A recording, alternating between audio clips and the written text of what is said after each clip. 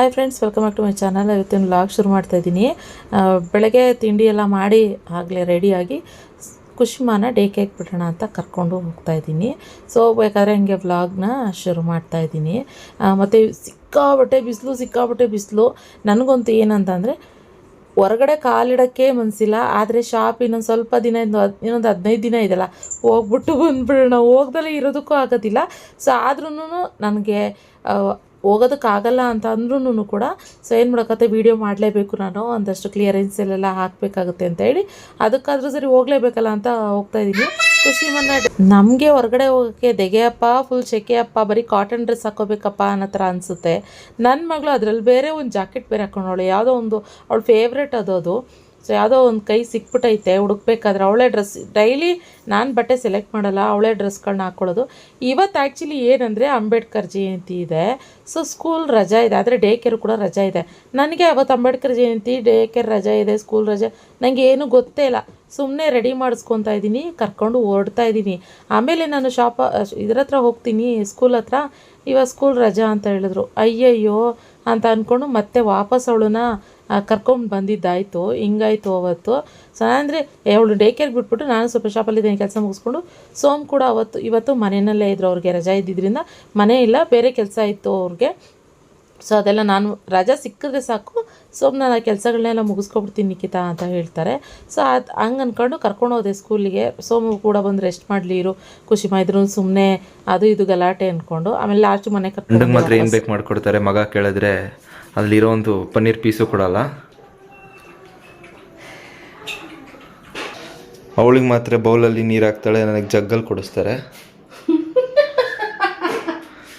So ಅವಳಿಗೆ ಅದೇ ಹೇಳಿದ್ದೀನಿ, ನಿನ್ನೆ ಎಷ್ಟು ದುಡ್ಡು ಕೊಟ್ಟು ಕರ್ಕೊಂಬಂದಿದ್ದೀವೋ ಅಷ್ಟು ದುಡ್ಡು ನಿನ್ನ ಕೈಗೆ ಕೊಡ್ತೀನಿ, ಹೋಗ್ಬಿಡು ನಮ್ಮ ಮನೆಯಿಂದ ಅಂತ. ನೋಡಿ, ನಮ್ಮ ಅಪ್ಪಂಗಂತ ಪನ್ನೀರ್ ಕಬಾಬು, ಪನ್ನೀರ್ ಪಕೋಡ ಎರಡೂ ಮಾಡ್ತಾರೆ. ನಾನು ಹಲ್ದಿರಾಮ್ಸಲ್ಲಿ ಮೂಂಗ್ ದಾಲ್ ತರಿಸ್ಕೊಂಡ್ರೆ ಬೈತಾರೆ, 20 ರೂಪಾಯಿ ಪ್ಯಾಕೆಟು. ಹಿಂಗೆ ನಮ್ಮ ಲೈಫ್, ಏನೂ ಮಾಡೋಕ್ಕಾಗಲ್ಲ. ಹೇಳ್ದು ಇನ್ನೊಂಥರ ಬಾಯಿ ಬಿಟ್ಟರೆ ಹೇಳ್ತಾಳೆ, ಏನೋ ಮಾಡೋಂಗಿಲ್ಲ ಇವಳಿಗೆ, ಮಾತಾಡ್ಸಂಗೂ ಇಲ್ಲ.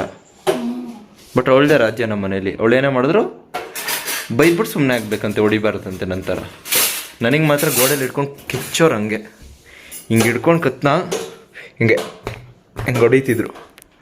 ಅದಕ್ಕೆ ನೋಡ್ರಿ ನನ್ನ ಮೂಗು ಇಲ್ಲಿ ಸರಿ ಇಲ್ಲ, ಫ್ರ್ಯಾಕ್ಚರ್ ಆಗಿದೆ.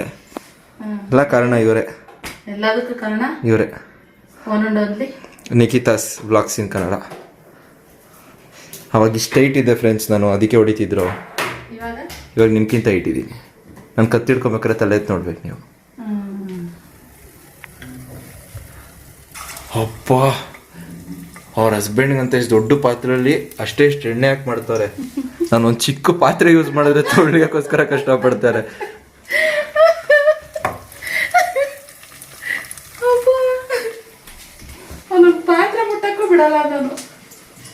ಹೋಗ್ಲಿ ಫ್ರೆಂಡ್ಸ್, ನಮ್ಮ ಮನೇಲಿ ಒಂದು ಚಪಾತಿ ತವಾ ಇದೆ, ಅದನ್ನು ಚೇಂಜ್ ಮಾಡಮ್ಮಂದ್ರೆ ನಾನು ಲೈಫ್ ಲಾಂಗ್ ಚೇಂಜ್ ಮಾಡಲ್ಲ ಅಂತಾರೆ. ನಾನು ಅದನ್ನೇ ಕೇಳ್ತಾ ಇದ್ದೀನಿ. ನಾನು ಏನಾದ್ರು ಅಲುವೈಕಂಠಪುರಂ ಮೂವಿ ನೋಡಿರ್ತೀರಾ ನೀವೆಲ್ಲರೂ, ಅದು ಅರ್ಜುನ್ದು ಮಕ್ಕಳು ಚೇಂಜ್ ಮಾಡ್ತಾರೆ ಗೊತ್ತಾ, ಆ ಥರ ಏನಾದ್ರು ಚೇಂಜ್ ಮಾಡಿಬಿಟ್ಟಿದ್ದೀರಾ ಅಂತ ಕೇಳ್ತಾ ಇದ್ದೀನಿ. ನಮ್ಮ ಅಪ್ಪ ಅಮ್ಮ ಯಾವುದೋ ಶ್ರೀಮಂತರಿರಬೇಕು, ನನ್ನ ಮಕ್ಕಳು ಚೆನ್ನಾಗಿರಲಿ ಅಂತ ಅವ್ರ ಜೊತೆ ಎಕ್ಸ್ಚೇಂಜ್ ಮಾಡಿಬಿಟ್ಟಿದ್ದೀರಾ ಅಂತ ಕೇಳ್ತೀನಿ. ಆನ್ಸರ್ ಕೊಡ್ತಾರೆ ನನಗೆ. ನನಗೂ ಸ್ವಲ್ಪ ಡೌಟ್ ಇದೆ, ನಮ್ಮ ಮಮ್ಮಿ ಏನಾದ್ರು ಚೇಂಜ್. ಇಲ್ಲಮ್ಮ, ನಾನು DNA ಟೆಸ್ಟ್ ಮಾಡಿಸ್ಬೇಕಮ್ಮ.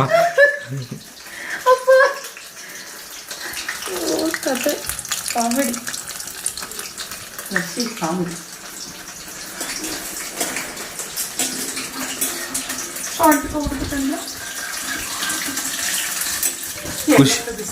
ಖುಷಿ ಹುಟ್ಟಕ್ಕಿಂತ ಮುಂಚೆ ನಮ್ಮ ಮನೇಲಿ 100 ml ತುಪ್ಪ ಬರ್ತಿದ್ದು. ಖುಷಿ ಹುಟ್ಟಾಗ ಒಂದು ಬಾಟ್ಲು ತುಪ್ಪಗಳೆಲ್ಲ ಬರ್ತಾ ಇದ್ದಾವೆ ನಮ್ಮ ಮನೆಗೆ. ಅದು ಫಸ್ಟು ನಂದಿನಿ ಬರ್ತಿತ್ತು, ಇವಾಗ ಯಾವುದೋ ವೇದಕ ಕೌಗಿ ಅಂತೆ. ಅಪ್ಪ ಪ್ಯೂರ್ ಗೀ. ನನಗೆ ಡಾಲ್ಡಾ ತಿನ್ನಿಸ್ತಿದ್ರು ಗೀ ಬದಲು. ಅಲ್ಲ, ಬಿರಿಯಾನಿಗೆ 4 ಸ್ಪೂನು 5 ಸ್ಪೂನ್ ತುಪ್ಪ ಹಾಕಿದೆ ಅಂತ ವಾರದೆಲ್ಲ ನಾನು ಯಾರ ಹತ್ರ ಆದರೂ ಮಟನ್ ಬಿರಿಯಾನಿ ಮಾಡಿದ್ರೆ ತುಪ್ಪ ಸುರಿದಿದೆ, ಅದಕ್ಕೆ ಎಷ್ಟು ಚೆನ್ನಾಗಿ ಬಂತು ಅಂತ ಹೇಳ್ತಿದ್ರು. ಇವಾಗ ಅವ್ರ ಮಗಳಿಗೆ ರಾತ್ರಿ ತಿನ್ಸ್ಬೇಕಾರೆಲ್ಲ 1 ಸ್ಪೂನ್ ತುಪ್ಪ ಹಾಕಿ ತಿನ್ನಿಸ್ತಾರೆ, ಅನ್ನ ಕಲಿಸಿ. ಅವಳ ಸಣ್ಣ ಇದ್ದಾಳ ಅದಕ್ಕೆ. ಹಾ ಹಾ ಹಾ ಯಪ್ಪ ಅಮ್ಮ ನಾನು ಸಣ್ಣ ಇದ್ದೀನಿ ಕಣಮ್ಮ. ಯಾವ ಸೆಕೆ ಆಗ್ತೀವಿ ಸುಮ್ಮೀರ. ಅದಕ್ಕೆ ಗ್ಯಾಸ್ ಮುಂದೆ ಬರಲ್ಲ ಅನ್ನೋದು ಎಲ್ಲ ಸುಮ್ಮನೆ ತರನೇ ಹೋಗುತ್ತೆ. ನೀವೇನು ಬಿಡಮ್ಮ ಹೊಸ ಮನೇಲಿ ನಿಮ್ಮ ರೂಮಿಗೆ AC ಹಾಕ್ಸ್ಕೊಂತೀರಾ, ನಮ್ಗಂತ ಅಷ್ಟು ಕಿಟಕಿಗಳು ಮಾಡ್ತಾಯಿದ್ದೀರಾ ತೂತ್ಗಳು, ಅಲ್ಲಿ ಗಾಳಿ ಬಂದು ನಾವು ಹಂಗೆ ಓದ್ಕೋಣ ಅಂತ. ಫ್ಯಾನು ಹಾಕ್ಸಲ್ಲ ಗೊತ್ತು, ಕರೆಂಟ್ ಬಿಲ್ಲಿಗೆ ಲೈಟು ಹಾಕ್ಸಲ್ಲ ಅನ್ಸುತ್ತೆ, ಕಿಟಕಿ ಬೆಳಕೆಲ್ಲ ಬದುಕು ಅಂತೀರಾ ಜಾಸ್ತಿ ಬರುತ್ತೆ ಅಂತ ಲೈಟು ಗೊತ್ತು. ಕತೆ ಹಂಗೆ ಉಳಿತಾಯ ಎಲ್ಲ ನನ್ನ ಕಡೆಯಿಂದನೂ ಉಳಿತಾಯ. ನೋಡಿ ಯಾರು ನನ್ನ ದತ್ತು ತೊಗೊತೀರ ಅಂದರೆ ದಯವಿಟ್ಟು ತೊಗೊಬೋದು, ನಾನು ತುಂಬ ಖರ್ಚು ಮಿಕ್ಕಿಸ್ತೀನಿ. ಒಳ್ಳೆ ಗುಡ್ ಬಾಯ್ ಕೂಡ ನಾನು. ಸಿಕ್ಕಾಪಟ್ಟೆ ಖರ್ಚು. ನನ್ನ ಅಕೌಂಟಲ್ಲಿ ದುಡ್ಡು ಎಷ್ಟಿತ್ತು ನನ್ನ ಮನೇಲಿ ಸೇರ್ಕೊಂಡೋದ್ರಿಂದ ಅಷ್ಟೇ ಇದೆ. ಅಷ್ಟೇ ಇದೆ, ಯಾಕಂದರೆ ನಾನಿದ್ದೀನಿ. ಅಮ್ಮ ಪರಿ ಕಾಣಿಸ್ತಿಲ್ಲ, ಪರಿ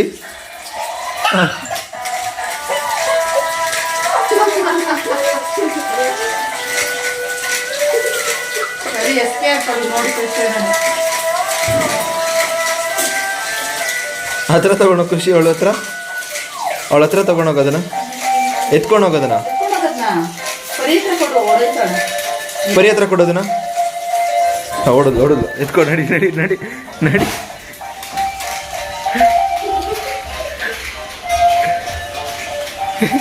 ಜಾಗ ಹುಡುಕ್ತಾಳೆ ಬಚ್ಚಿಕೊಳ್ಳೋಕ್ಕೆ.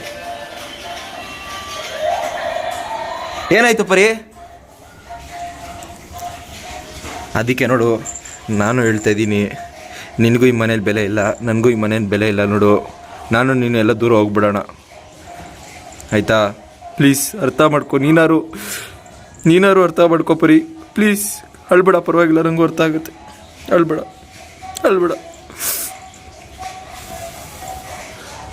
ಹಾಂ, ಥ್ಯಾಂಕ್ ಯು.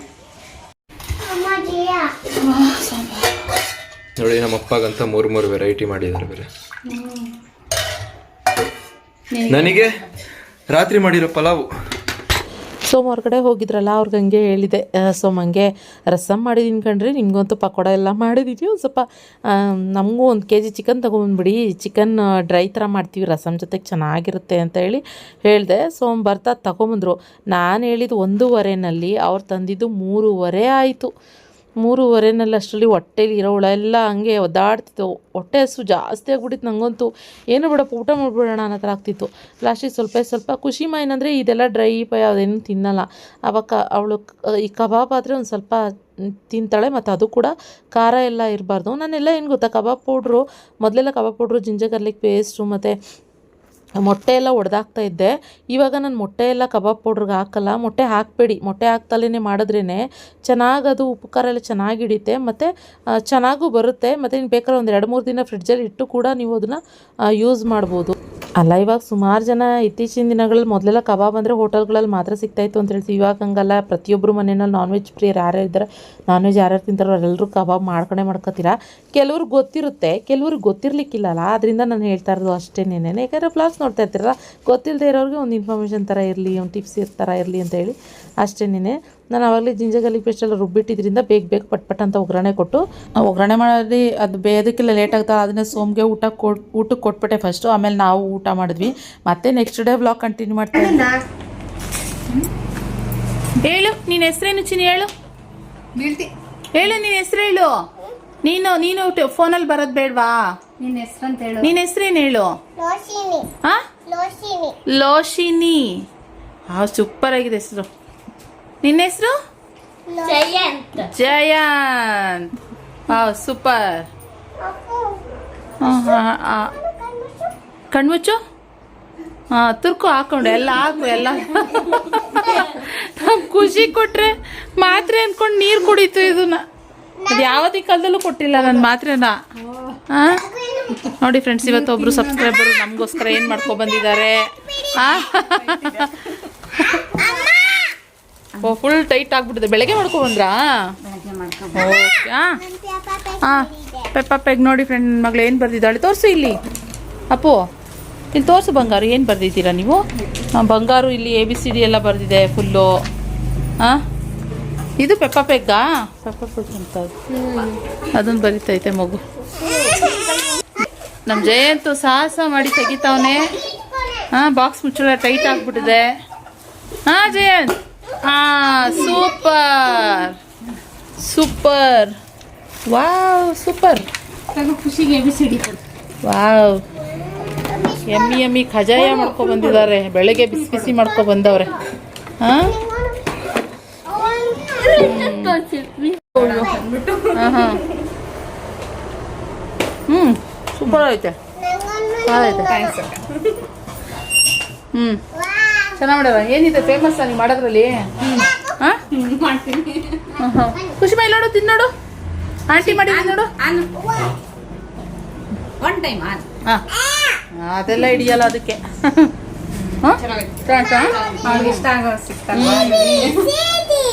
ಎಲ್ಲಿ ಹೆಣ್ಮಗಳು ಇದು ಬಿಸ್ಕೆಟಾ? ABCD ಓ ABCD biscuit. Don't touch X, ಅದು ಎಕ್ಸ್ಗೆ ಡೋಂಟ್ ಟಚ್ ಅಂತೆ. ಮನೆಯಲ್ಲಿ ತಿನ್ನು ಅಂದ್ರೆ ತಿನ್ಲಿಲ್ಲ, ಇಲ್ಲಿ ಇಸ್ಕೊಂಡು ತಿನ್ನೋಮ್ಮ, ಹಂಗೇನೆ ಅದು ಮಕ್ಕಳು ಅಲ್ವಾ. ಸೊ ನೋಡಿ, ಇವತ್ತು ಸಬ್ಸ್ಕ್ರೈಬರು ಶಾಪ್ ಖಾಲಿ ಮಾಡೋಕ್ಕೂ ಮುಂಚೆ ಅಂದ್ಬಿಟ್ಟು ಮಾಡ್ಕೊಂಡು ತಗೊಂಡು ಹೊಡ್ಬಂದಿದೆ. ಸೋ ಕ್ಯೂಟ್, ಖುಷಿ ಆಯ್ತಪ್ಪ. Thank you so much, thank you. ABCD ಇದು ಶಾಮಿ, ಅದು ನಾವು ಖುಷಿಮಾಗೆ ಫಸ್ಟು ABCD ಪ್ರಾಕ್ಟೀಸ್ ಮಾಡಿಸ್ತಾ ಇದ್ದೀವಿ. ಇವ್ರು ನೋಡ್ರಿ ABCD ಇದೆ ಬಿಸ್ಕೆಟ್ ತಂದವ್ರೆ ನೋಡಿ. ಹಾಂ, ಎಂಥ ಕೂಸು? ರೋಶಿನಿ ಇದೆಯಾ? ಲೋಶಿನಿ, ಸಾರಿ, ನಂಗೆ ರೋಶಿನಿ ಅನ್ನೋದೇ ಬರ್ತದೆ. ಲೋಶಿನಿ, ಇದು ಯಾರಿಗೆ ತಂದಿದ್ದು ಮಗ? ಇದು ಯಾರಿಗೆ ಅಂತ ತಂದಿದ್ದು? ಖುಷಿಗ. ನಾನು ಇನ್ನೊಲ್ಲಿ ಗಾಡಿ ಇಳ್ತಾ ಇದ್ದೀನಿ ಅವಾಗ ಖುಷಿ ಅಂತ ಏನು ಖುಷಿನ ಕೂಗೋದು. ಫೋನಲ್ಲಿ ನೋಡ್ತಾಳಂತೆ ಖುಷಿನ ಡೈಲಿ. ಹಾಂ ಅಲ್ಲ ಲೋಶಿನಿ, ನಿಂಗೆ ಅಪ್ಪ ಇಷ್ಟನಾ ಅಮ್ಮ ಇಷ್ಟನಾ ಲೋಶಿನಿ? ಅಯ್ಯೋ, ನಾನು ಹೇಳ್ದೆ ಅಲ್ಲ ಕೂಸು. ಲೋಶಿನಿ, ನಿಂಗೆ ಅಪ್ಪ ಇಷ್ಟನಾ ಅಮ್ಮ ಇಷ್ಟನಾ? ಶೋ ಲೋಶಿನಿ, ಇಲ್ಲಿ ನೋಡು, ನಿಂಗೆ ಅಪ್ಪ ಇಷ್ಟನಾ ಅಮ್ಮ ಇಷ್ಟನಾ? ಅಮ್ಮನಾ? ನಿಂಗೆ ಜಯಂತ್, ನಿಂಗೆ ಯಾರು ಇಷ್ಟ? ಇಬ್ರು ಇಷ್ಟ ಅಂತೆ. ಅಲ್ಲಲ್ಲೇ ಖುಷಿ, ನಿಂಗೆ ಅಪ್ಪ ಇಷ್ಟನಾ ಅಮ್ಮ ಇಷ್ಟನಾ?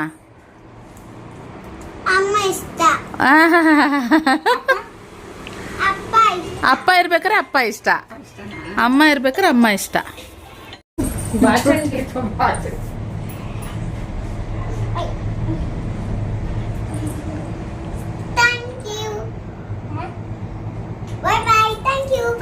ಫ್ರೆಂಡ್ಸ್, ಶಾಪಿಂದ ಬಂದ್ವಿ. ಬಂದ ತಕ್ಷಣನೇ ಹೊಟ್ಟೆ ಹಸ್ವಾಗ್ತದೆ ಅಂತ ಹೇಳಿದ್ರು. ಖುಷಿಮಾನು ನಿದ್ದೆ ಮಧ್ಯಾಹ್ನ ಅವಳು ಮಾಡಿಲ್ಲ, ಇವಾಗ ಸ್ಕೂಲ್ಗೂ ಹೋಗಿಲ್ಲ. ಸೊ ಅದಕ್ಕೋಸ್ಕರ ಅಮ್ಮನಂಗೆ ನಿದ್ದೆ ತಾಚಿ ಅಂತಾನೆ ಇದ್ಲು. ಬಂದವಳೆ ಅತ್ಲಾಗೆ ಇವಾಗ ಏನು ಊಟ ಮಾಡಿಸಿದ್ರೆ ದೋಸೆ ತಿಂದ್ಲು ಅಷ್ಟೇ. ಸೋಮಂದ್ರು ನಂಗೆ ಹೊಟ್ಟೆ ಹಸ್ವಾಗ್ತದೆ ನಿಖಿತಾ, ಡೈರೆಕ್ಟ್ ಊಟ ಮಾಡಿಬಿಡ್ತೀನಿ. ಇವಾಗ ಸಂಜೆ ಟೈಮ್ ಏನಾದ್ರು ಸ್ನ್ಯಾಕ್ಸ್ ಅಂತ ತಿಂದರೆ ಅವರು ಏನೂ ಊಟ ಸ್ವಲ್ಪ ಲೇಟ್ ಮಾಡ್ತಾರೆ. ಇವಾಗ ಬ್ಯಾಡ್ಮಿಂಟನ್ಗೆ ಹೋಗಿಲ್ಲ, ಡೈರೆಕ್ಟಾಗಿ ಊಟ ಮಾಡ್ಬಿಡ್ತೀನಿ ನಿಖಿತಾ ಅಂದರು.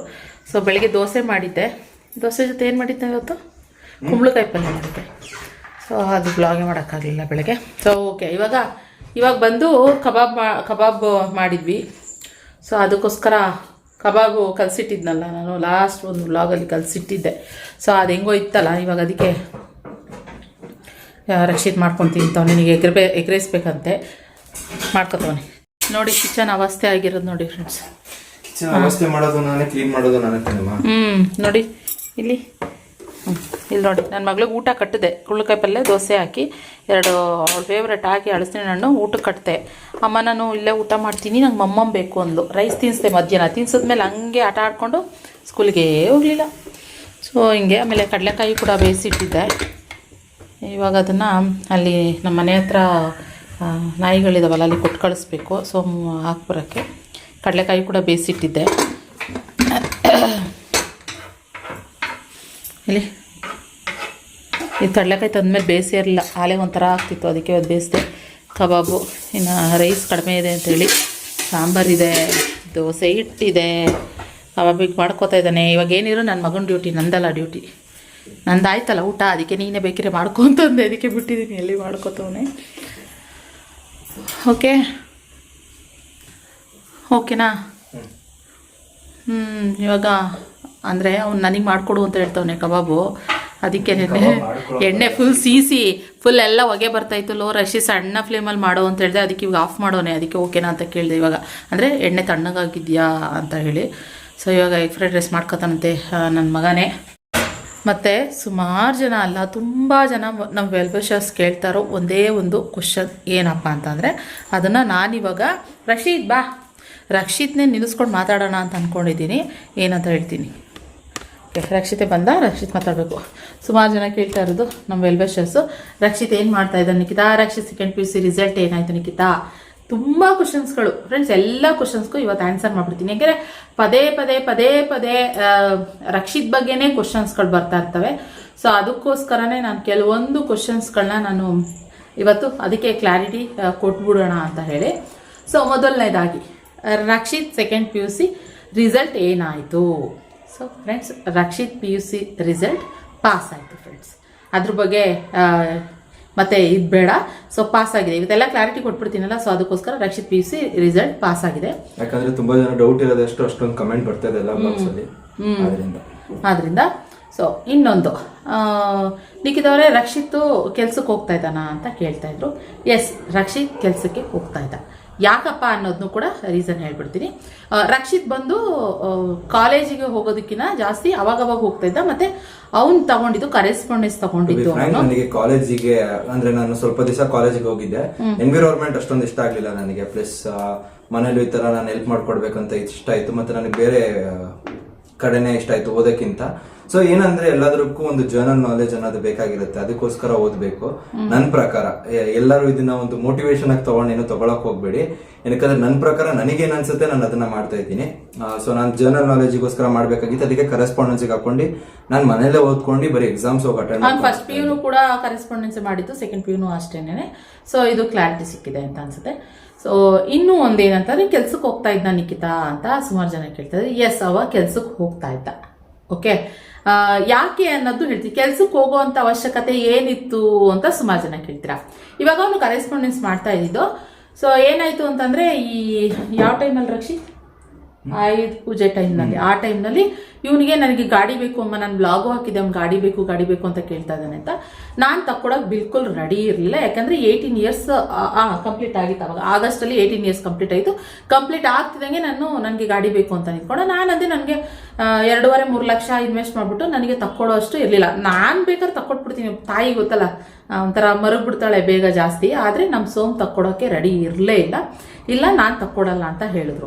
ಇವಾಗ ಇವನು ಗಾಡಿ ತಗೋಬೇಕು ಅಂತಂದ್ರು ಇವಾಗ ಲೋನ್ ಕಟ್ಟೋದು ಸೋಮನೆ ಆಗುತ್ತೆ, ಇಲ್ಲಾಂದ್ರೆ ಸೋಮ್ ಹೆಸರಲ್ಲೇನೆ ಗಾಡಿ ಹೆಸರು ಆಗ್ಬೇಕಾಗುತ್ತೆ. ಸೋಮ್ ಇಲ್ಲ, ನಾನು ಯಾವುದೇ ಕಾರಣಕ್ಕೂ ನನ್ನ ಹೆಸರು ಗಾಡಿ ತಗೊಳಲ್ಲ, ನನ್ನ ಹೆಸರಲ್ಲಿ ಇದು ಮಾಡ್ಕೊಡಲ್ಲ ಅಂತ ಹೇಳಿದ್ರು. ಆವಾಗ ಇವನೇನ್ ಮಾಡ್ದ ಅಂತ ಹೇಳಿದ್ರೆ, ನಾನು ಹೇಳಿದೆ ಇಲ್ಲಪ್ಪ, ನಾನು ಅದು ಏನಂದ್ರೆ ನಾವು ಗಾಡಿಗಳನ್ನ ತಕ್ಕೊಟ್ಬಿಟ್ರೆ ಅವ್ರಿಗೆ ಅದ್ರ ಬೆಲೆ ಏನು ಅಂತ ಗೊತ್ತಲ್ಲ, ಹೆಂಗ್ ಬೇಕಂಗ ಓಡಿಸೋದು ಗಾಡಿ ಅದೊಂದು ರೀಸನ್ ಇತ್ತು. ಪ್ಲಸ್ ಆಕ್ಸಿಡೆಂಟ್ಸ್ ತುಂಬಾ ಆಗ್ತಿದ್ವು, ಮತ್ತೆ ಅವ್ರಿಗೆ ಅದೊಂದು ಭಯ ಆಯ್ತು.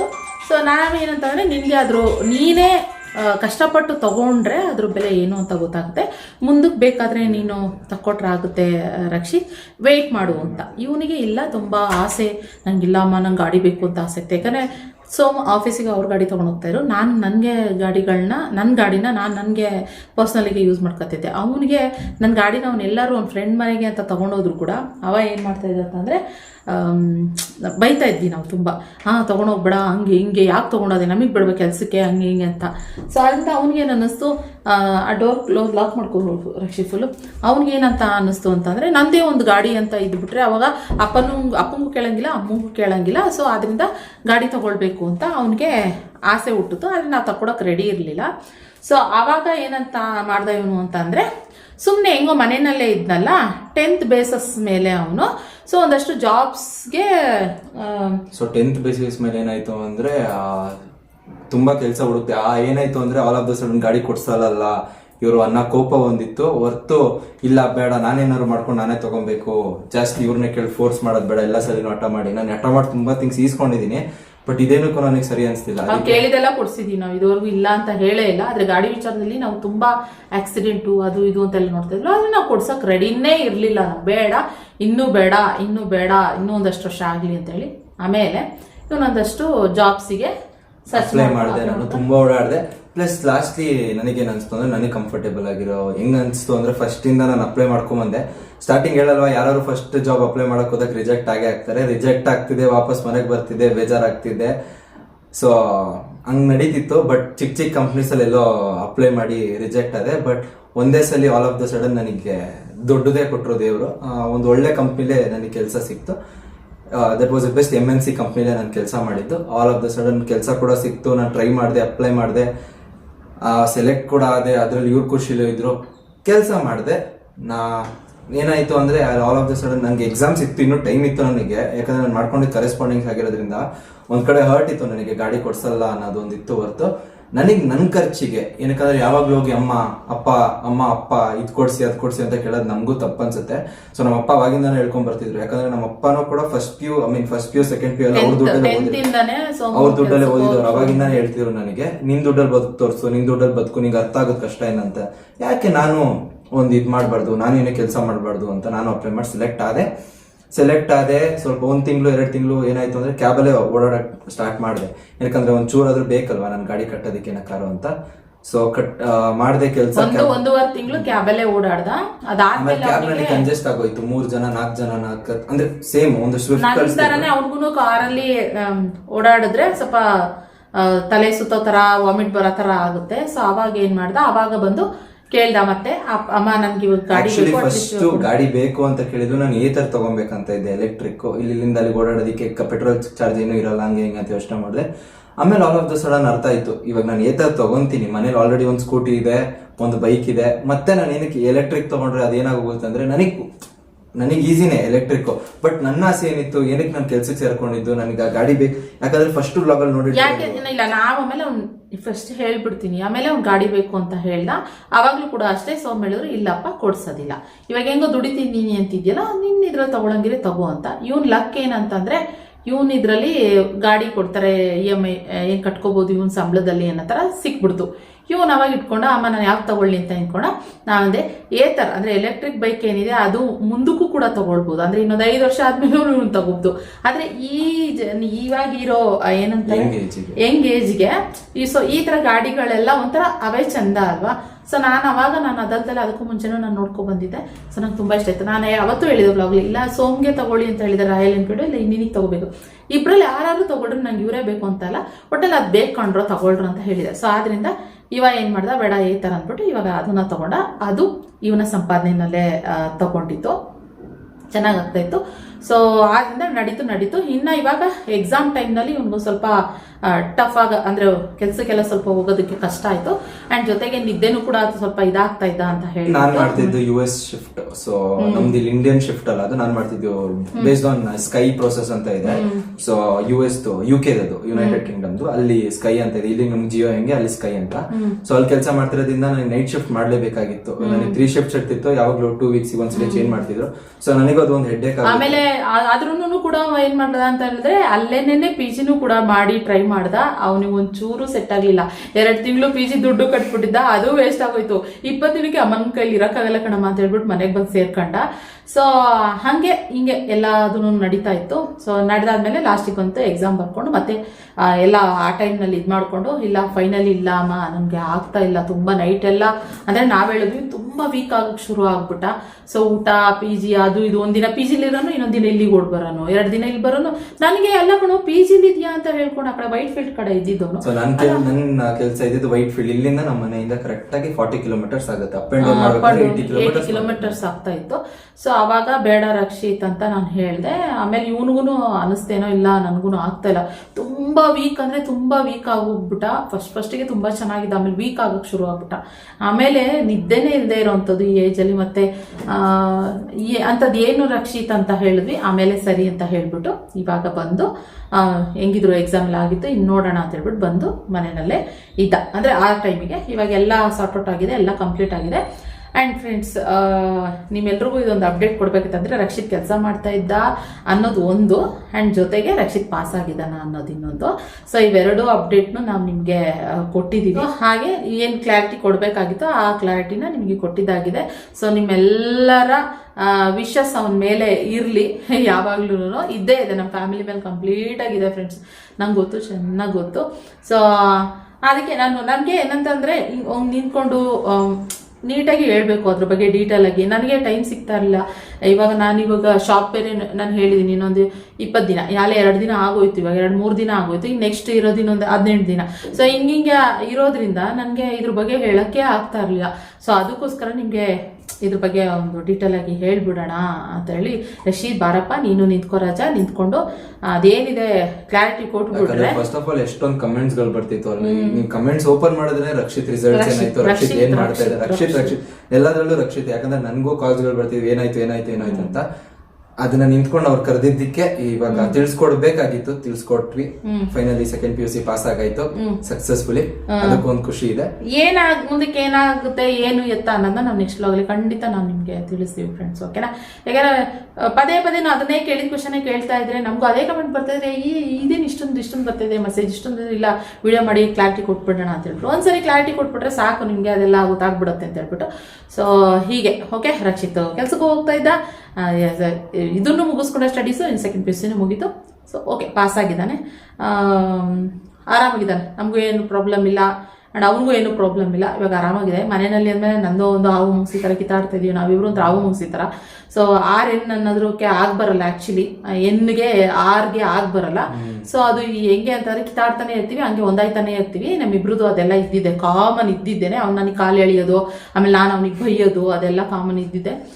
ಸೊ ನೋಡೋಣ, ಎಲ್ಲ ಅಮ್ಮ ಮಕ್ಕಳದಲ್ಲೂ ಅದು ಕಾಮನ್. ಆದ್ರಲ್ಲೂ ನನ್ನ ಮಗನಲ್ಲಿ ಸ್ವಲ್ಪ ಜಾಸ್ತಿನೇ ಇದೆ. ಹೇಳ್ದಲ್ಲ R ಮತ್ತೆ N-ಗೆ ಬರಲ್ಲ ಅಂತ ಹೇಳಿದ್ರು. ಪ್ರೀತಿ ಇಷ್ಟು, ಕೋಪ ಇಷ್ಟು ಅಷ್ಟೇ ಫ್ರೆಂಡ್ಸ್. ಪ್ರೀತಿ ಇಷ್ಟು, ಕೋಪ ಇಷ್ಟು. ಪ್ರೀತಿ ಇಷ್ಟ ಆದ್ರೂ ಇಷ್ಟ ತರ ಕಾಣಿಸ್ಬೇಕು, ಕೋಪ ಇಷ್ಟ ಆದ್ರೂ ಇಷ್ಟ ತರ ಕಾಣಿಸ್ಬೇಕು. ಓಕೆನಾ? ಸೊ ಕ್ಲಾರಿಟಿ ಸಿಗಿದೆ ಅಂತ ಅನ್ಸುತ್ತೆ. ಆ್ಯಂಡ್ ಇವತ್ತಿನ ಬ್ಲಾಗ್ನು ಸದ್ಯಕ್ಕೆ ನಾನು ಇಲ್ಲಿಗೆ ಎಂಡ್ ಮಾಡ್ತೀನಿ. ಇದೇ ಒಂದು ಸಪ್ರೇಟ್ ಬ್ಲಾಗಲ್ಲಿ ತಿಳಿಸ್ಬೇಕು ಅಂತಲೇ ಬ್ಲಾಗ್ ಮಾಡಿದ್ದು. ಓಕೆ, ಬ್ಲಾಗ್ ಇಷ್ಟ ಆದರೆ ಲೈಕ್ ಮಾಡಿ. ಸಿಗೋಣ ಮತ್ತೆ ಇನ್ನೊಂದು ಬ್ಲಾಗಲ್ಲಿ. Thank you, bye, good night.